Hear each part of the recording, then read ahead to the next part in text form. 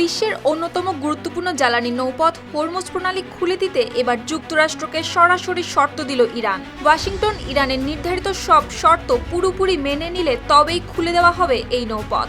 একই সঙ্গে ওমানের মধ্যস্থতায় চলমান আলোচনার সঙ্গে এই পথ খোলার কোনো সম্পর্ক নেই বলেও জানিয়েছে ইরানের বিপ্লবী গার্ড বাহিনী আইআরজিসি। ইরানের রাষ্ট্রীয় সংবাদ সংস্থা তাসনিমের প্রতিবেদন অনুযায়ী আইআরজিসির মুখপাত্র সারদার মোহেবি জানিয়েছেন, হরমুজ প্রণালী পুনরায় খুলে দেওয়ার জন্য নির্দিষ্ট প্রক্রিয়া ও শর্ত রয়েছে তেহরানের। প্রণালী খুলতে হলে সেই শর্তগুলো পুরোপুরি মেনে নিতে হবে যুক্তরাষ্ট্রকে। একই সঙ্গে আঞ্চলিক আলোচনায় হস্তক্ষেপও বন্ধ করতে হবে ওয়াশিংটনকে।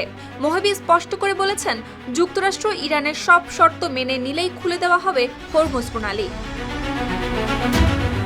তবে ঠিক কোন কোন শর্ত যুক্তরাষ্ট্রকে মানতে হবে তার বিস্তারিত তথ্য এখনো উল্লেখ করা হয়নি। ফলে হরমুজ প্রণালী পুনরায় চালুর বিষয়টি ইরান যুক্তরাষ্ট্র আলোচনার অগ্রগতির সঙ্গে যুক্ত করা হলেও এর সুনির্দিষ্ট রোডম্যাপ এখনো অস্পষ্ট। একই সঙ্গে ওমানের সঙ্গে চলমান আলোচনা থেকেই হরমুজ সংকটের সমাধান আসবে এমন ধারণাও অস্বীকার করেছে আইআরজিসি।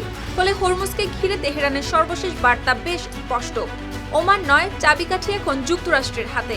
ইরানের শর্তে ওয়াশিংটন কতটা রাজি হয় তার ওপরই নির্ভর করছে বিশ্বের অন্যতম গুরুত্বপূর্ণ এই জ্বালানি নৌপথ পুরোপুরি খুলে দেওয়ার পরবর্তী সিদ্ধান্ত।